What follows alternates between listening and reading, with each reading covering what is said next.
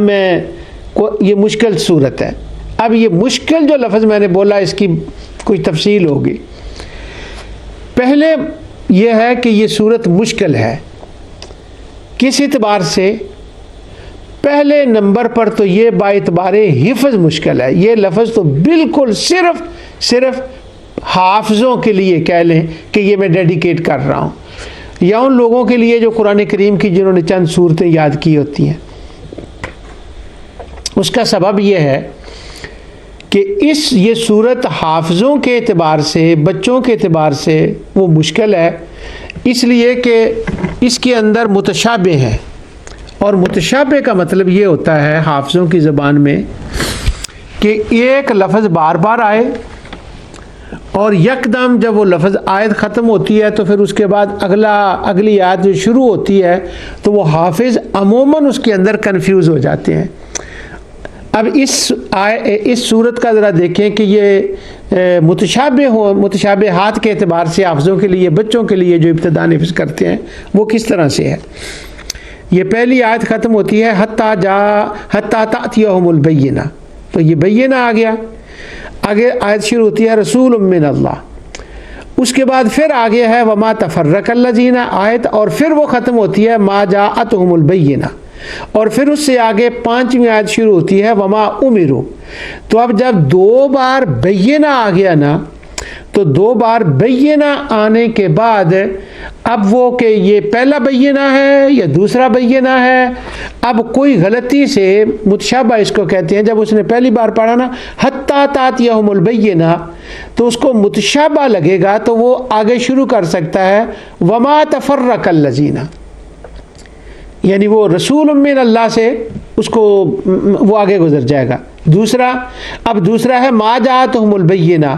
جب اس آیت کو پڑھے گا تو آگے کہنا چاہیے وما امروا، یہ آیت کی ترتیب ہے. تو اب جو نئے یاد کرنے والے حفاظ ہوتے ہیں ان کو یہاں یہ منہ متشابہ لگتا ہے کیونکہ یہ جو دوسرا ہے نا ما جاءتہم البینہ، اس کے بعد وہ پھر پیچھے چلے جاتے ہیں رسول من اللہ، اس کو وہ شروع کر دیتے ہیں. تو یہ متشابہ ہو گیا. اب اس کے بعد دوسرا لفظ دیکھیں قیمہ. اس کے اندر جو قیمہ لفظ ہے تیسری آیت کے اندر ہے فیہا کتب قیمہ. اب یہاں جب قیمہ کہا تو حافظوں کی زبان میں کیا ہوگا بچوں کے اعتبار سے، بلکہ حافظوں میں بھی میں کہہ رہا ہوں صرف بچے نے. فیہا کتب قیمہ. اب یہاں قیمہ کے بعد ہے وما تفرق الذین. اب متشابہ کیا لگے گا رسول من اللہ یتلو صحفا مطہرہ فیہا کتب قیمہ وما ان الذین. تو وہ آگے پھر قیمہ آتا ہے تو وہ اگلی آیت پر جا سکتا ہے. اب جو وما امروا اس کی 5ویں آیت ہے اس کے آخر میں پھر ہے وذالک دین القیمہ. تو یہ حافظوں کی ایک ٹپیکل لینگویج میں آپ کے سامنے بول رہا ہوں. تو وہ جو ٹپیکل لینگویج ہے نا حافظوں کی، اس اعتبار سے یہ متشابہوں کی اعتبار سے یہ مشکل صورت ہے. اب آگے چلیے. اس کے اندر ہے فی نار جہنم خالدین فیہا اولئک ہم شر البریہ. اب یہاں یہ لفظ آ گیا اولئک ہم شر البریہ. یہ پہلی آیت نمبر 6 ہے اور 7 کے اندر پھر وہی لفظ دوبارہ آ گیا ان الذین آمنوا وعملوا الصالحات اولئک ہم خیر البریہ. یہ جو اولئک ہم ہے نا اور اولئک ہم یہ دونوں متشابہ ہیں. اب اگر جب بندہ بڑی عمر کو پہنچ جاتا ہے تو پھر تو اس کو پتہ چل جاتا ہے کہ یہ پہلے ان الذین کفروا ہے اور یہاں پر اولئک ہم خیر البریہ نہیں ہو سکتا. کفر کے لیے تو خیر البریہ نہیں ہوگا، یہ تو بڑے بعد کی بات ہے. لیکن میں جو ابتدائی زمانے کے حفاظ ہوتے ہیں ان کی بات کر رہا ہوں. پھر وہ اولئک ہم میں ان کو پھر یہاں متشابہ لگ جاتا ہے. تو متشابہ جو ہوتا ہے نا حافظوں کی نظر سے، اس اعتبار سے یہ مشکل صورت ہے. اور یہ صرف یہی نہیں، بہت سی صورتوں کے اندر ہے اور اسی کو وہ متشابہ کہتے ہیں. بڑے عرصے کی بات ہے، تقریباً آج سے 25 ایئرس شاید کی پہلے کی بات ہو. میں ایک میرے فاضل دوست ہیں حافظ محمد علی صاحب، انہوں نے اپنا جامعہ قائم کیا شیفیلڈ کے اندر. تو میں ان کو مبارکباد دینے کے لیے گیا، ملنے کے لیے. تو میں نے کہا کہ آپ نے اپنے جامعہ اسلامیہ جو آپ نے جامعہ بنایا ہے، اس کا آپ نے بچوں کے لیے ناظرہ پڑھنے والوں کے سلیبس کیا تجویز کیا ہے؟ تو وہ مجھے بتانے لگے کہ میں نے یہ تجویز کیا ہے کہ جو ناظرہ بچے پڑھیں وہ نا اذا زلزلہ سے لے کر والناس تک صورتیں یاد کریں، نماز 6 کلمے اور وہ ولاد اذا زلزلہ سے آگے صورتیں یاد کریں گے، اور یہ فلاں فلاں چیزیں اردو، اور وہ انہوں نے اپنا سلیبس بتایا۔ تو میں نے کہا کہ آپ نے اذا زلزلہ سے لے کر والناس تک کیوں کیا ہے؟ تو آپ نے اس کے بعد لم یکن الذین صورت ہے، سورۃ القدر ہے، اقرا، اس کے اندر وہ وحی کا ذکر اور وہ ساری باتیں ہیں، تو آپ اس کو والضحیٰ تک لے جاتے یا آگے لے جاتے؟ وہ کہتے ہیں نہیں، جو بچے ہوتے ہیں نا ان کو ابتدائی طور پر یہی صورتیں ٹھیک ہیں، اذا زلزلہ سے لے کر والناس تک، کیونکہ جو لم یکن الذین سورۃ البینہ ہے نا، جس کو لم یکن بھی ہم کہتے ہیں حافظوں کی زبان میں، یہ میں چونکہ وہی ٹرمینالوجی بول رہا ہوں اس لیے میں نے وہ البینہ کی بجائے لم یکن الذین صورت کو کہا ہے۔ تو کہنے لگے یہ مشکل صورت ہے۔ تو میں نے کہا مشکل کیوں ہے؟ تو وہ کہنے لگے اس کے اندر متشابہ بہت ہیں، تو بچوں سے یہ جلدی یاد نہیں ہوتی، تو پہلے وہ یاد کر لیں اچھی طرح سے، جب ہم دوسری بار سیکنڈ ایئر میں ان کو اگلی صورتیں یاد کرائیں گے نا تو وہ ذرا پختہ ہو جائیں گے، پھر ہم لاکن یکن الذین شروع کرائیں گے۔ تو اب جو بچے عموماً مساجد میں بھی پڑھتے ہیں ان کو پہلے آخری صورتیں یاد کرائی جاتی ہیں، تو وہ اذا زلزلہ تک آسان ہوتا ہے، اور البینہ ایک مشکل ہے حفظ کے اعتبار سے۔ اب یہ میں تمہید کیوں باندھ رہا ہوں ذوق قرآن کے اندر؟ اگلی بات جو میں کرنے والا ہوں اس بات کا اس کے ساتھ ایک بڑا گہرا تعلق ہے، اور جب میں وہاں پہنچوں گا انشاءاللہ تو پھر میں بتاؤں گا کہ یہ مثال میں نے حافظ محمد علی صاحب کی یا جو بچے پڑھتے ہیں ان کی مثال میں نے کیوں دی ہے، کیونکہ یہ متشابہ والی صورت ہے، اور حافظوں کے اندر متشابہ۔ اب جب تراویح میں قرآن کریم حافظ پڑھتے ہیں تو حفاظ جو ہوتے ہیں پڑھنے والے ان کو متشابہ بہت لگتے ہیں، اس لیے جو سننے والے ہوتے ہیں نا پیچھے مقتدی کھڑے ہوتے ہیں تو وہ حفاظ کی حوصلہ افزائی کے لیے، اور حافظ خود بھی ایک دوسرے کی حوصلہ افزائی کے لیے لفظ بولتے ہیں، اگر کسی کو زیادہ متشابہ لگ جائیں اور وہ زیادہ بار تراویح میں رک جائے یا شبینہ پڑھ رہا ہو تو وہ زیادہ بار رک جائے، تو ہم یہ کہتے ہیں قرآن ایک سمندر ہے، اور سمندر کا مطلب متشابہ بہت زیادہ ہے۔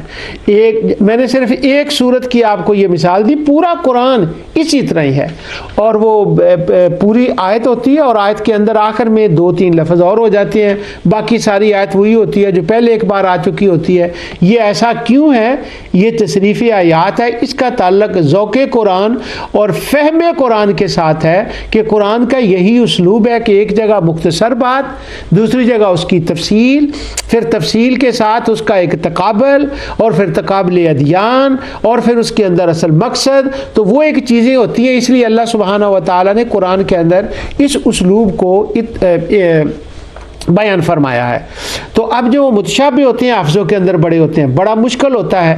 جید پکا حافظ اس کو کہتے ہیں کہ جو حافظ جس کو کم متشابہ لگیں، یہ بڑا مشکل مسئلہ ہوتا ہے متشابہوں کا، لیکن پکا حافظ اس کو کہتے ہیں جو ایسے ہو۔ اب یہ جو کہتے ہیں قرآن سمندر ہے، تو اس سمندر قرآن کے ہونے کی بھی یہ لفظ ہم بولتے ہیں تو اس کے کئی معنی ہوتے ہیں۔ اب اگر حافظوں کے اعتبار سے ہم اس کو کہیں کہ یہ سمندر ہے تو اس کا مطلب ہے متشابہ اس کے اندر بہت زیادہ ہیں۔ اب کوئی اور سمندر کہے تو اس کا کیا مطلب ہے یہ میں بعد میں بتاتا ہوں۔ یہاں پر حافظوں کی ایک بات میں آپ کو سناتا ہوں۔ یہ میرے استاد گرامی حضرت، انہوں نے ہمیں یہ واقعہ سنایا، بچپن کے اندر ہم یہ ان سے سنتے تھے اور لوگوں سے بھی۔ جب ہم قرآن شریف حفظ کرتے تھے شرک پور شریف کے اندر جامعہ حضرت میاں صاحب رحمۃ اللہ علیہ کے اندر، تو وہ جامعہ حضرت میاں صاحب ایک بڑا پرانا مدرسہ جو تقریباً اس کی فاؤنڈیشن تو حضرت میاں شرم صاحب رحمۃ اللہ علیہ نے قائم کر دی، بعد میں حضرت ثانی صاحب رحمۃ اللہ علیہ نے اس کو مزید توسیع عطا فرمائی، اور وہ چل رہا ہے اور آج تک ماشاءاللہ اس کے اندر کام ہو رہا ہے۔ تو جب ہم اس مدرسے میں حفظ کرتے تھے تو ہم نے اپنے اساتذہ سے یہ بات سنی کہ وہ کہتے ہیں کہ آج سے 50 سال پہلے کی یہ بات ہے، تو وہ اس سے بھی 50 سال پہلے کی بات کرتے تھے، یعنی کہہ لیں 100 سال پہلے کی یہ بات ہو گئی اس زمانے میں۔ تو وہ کہنے لگے وہاں ایک ڈاکٹر تھے بازار کے اندر، ان کی کوئی ڈاکٹری کی دکان تھی، غالباً ان کا نام وہ ڈاکٹر عبد الغنی تھا، ہاں یاد آ گیا مجھے، یہی وہ بتاتے تھے۔ تو حضور ثانی صاحب رحمۃ اللہ علیہ سے زمانے کی، ابتدائی زمانے کی یہ بات ہے، جب وہ نیا حفظ کا مدرسہ شروع ہوا تو لڑکے حفظ کرتے تھے۔ اس زمانے میں شبینے کا رواج ہوتا تھا، 4 5 لڑکے مل کے وہ قرآن پورا نوافل کے اندر ختم کرتے، اور کیا بات ہے، لوگوں کی وہ پیچھے ہو کر کھڑے ہو کے سنتے۔ تو اس ڈاکٹر صاحب نے یہ کہا، آج سے 100 سال پہلے کی یہ بات ہے، ہو سکتا ہے 100 سے بھی زیادہ ہو، تو انہوں نے کہا کہ کوئی حافظ ایسا ہو کہ جو حافظ پورا قرآن ایک رکعت میں سنائے اور لیکن اس کو متشابہ نہ لگے۔ اب وہ متشابہ والی کنڈیشن، شرط بڑی سخت تھی۔ ویسے تو پڑھنے کو کئی پڑھ سکتے ہیں، بہت سے لوگوں نے پڑھا ایک رکعت میں قرآن کریم کو پڑھا ہے، صحابہ کرام سے بھی یہ بات ثابت ہے۔ یہ میں نے ویسے ہی بات کہہ دی ہے کہ کسی کا بدعت کی طرف خیال نہ چلا جائے کہ یہ کیا ہوا ایک رکعت میں قرآن پڑھنا، تو صحابہ سے بھی یہ بات ثابت ہے۔ اچھا، اس نے کہا کہ ایک رکعت میں قرآن مگر متشابہ نہ ہو۔ اب وہ جب شبینہ ہوتا تھا اور یہ ایک چیلنج کی طرح بات ہو کہ متشابہ نہ ہو، تو پھر بہت سے حفاظ شبینے کے اندر پیچھے بیٹھے ہوتے تھے، کچھ کھڑے ہو کر سنتے تھے۔ تو وہ حافظ منیر صاحب تھے اس زمانے میں کوئی، اور وہ نبینا تھے۔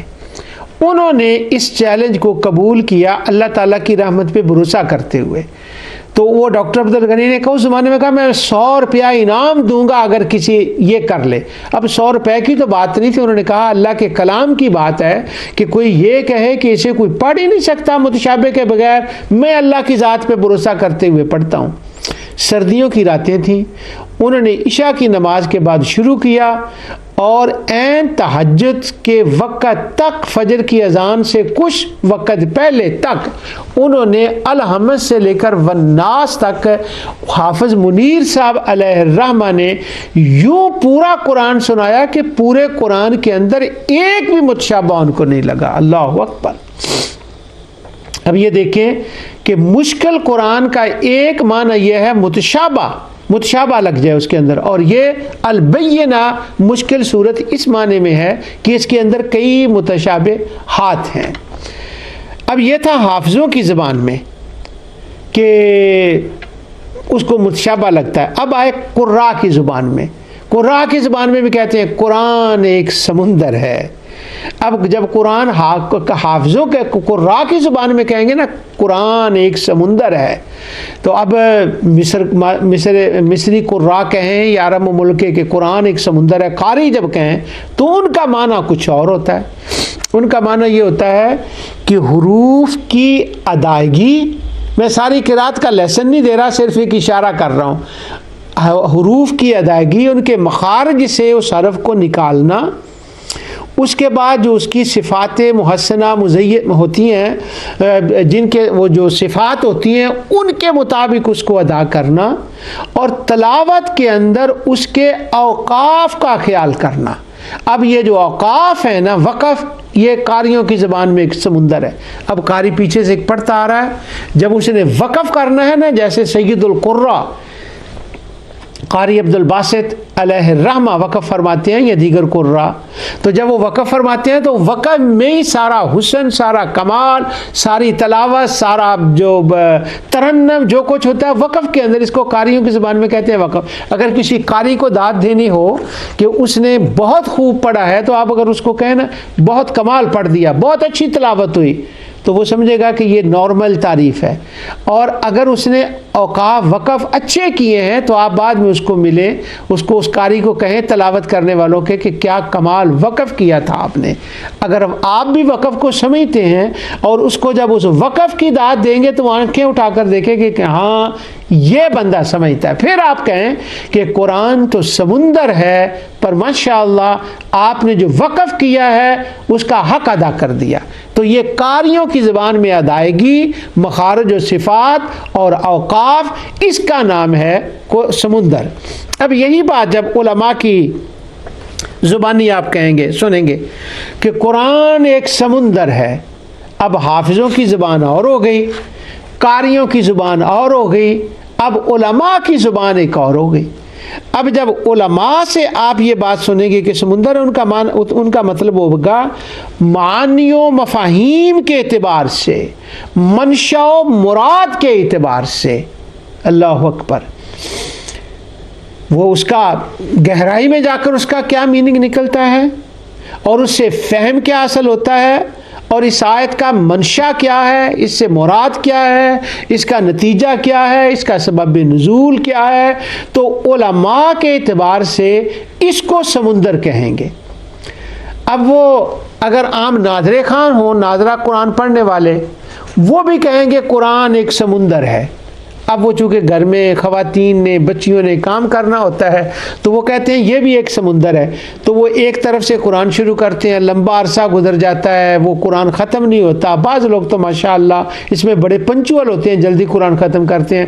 تو اگر ان سے پوچھیں تو وہ کہیں گے قرآن ایک سمندر ہے, یعنی ایک طرف سے الحمد سے شروع کیا اور والناس تک, اور پھر الحمد اور البقرہ کی پہلی 5 آیتیں جس کو الحال مرتحل کہتے ہیں, تو وہ ایک طرف سے شروع کر کے اخیر تک پہنچنا یہ عوام کے نزدیک سمندر ہے.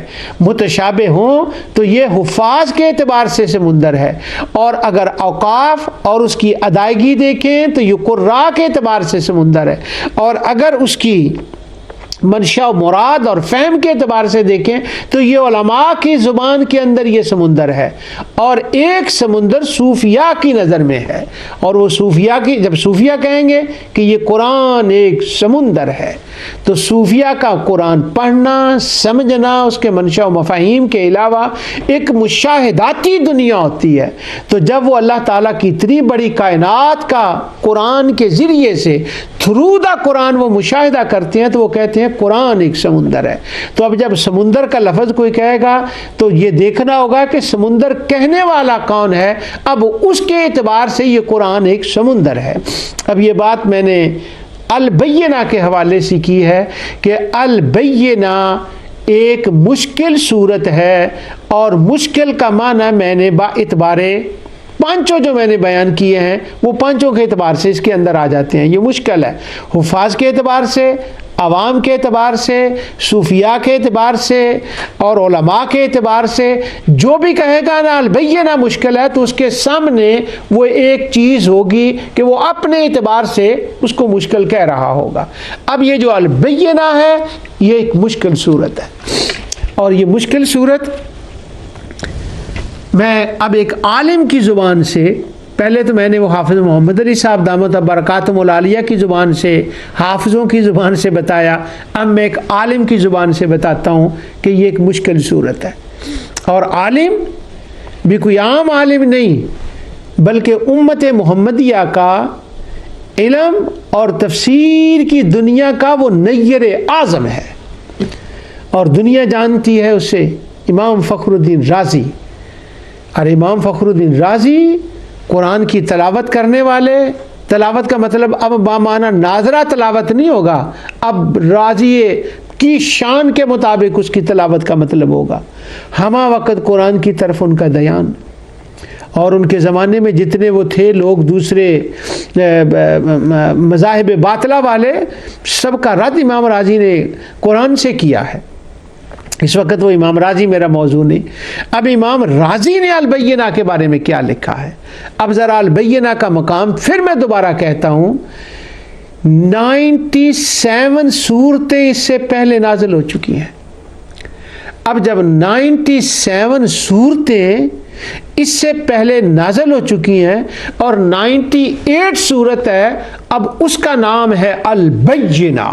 تو اس کا معنی یہ ہوا کہ یہ اتنی عظیم صورت ہے, اس کے اندر معانی و مفاہیم, منشا و مراد, اتنا بہرا گہرا سمندر بہ رہا ہے کہ جب آپ کی نظر 97 صورتوں کے اوپر ہو تو یہ خلاصے کے طور پہ لیں تو تب پتہ چلے گا کہ البینہ کا نام البینہ کیا ہے.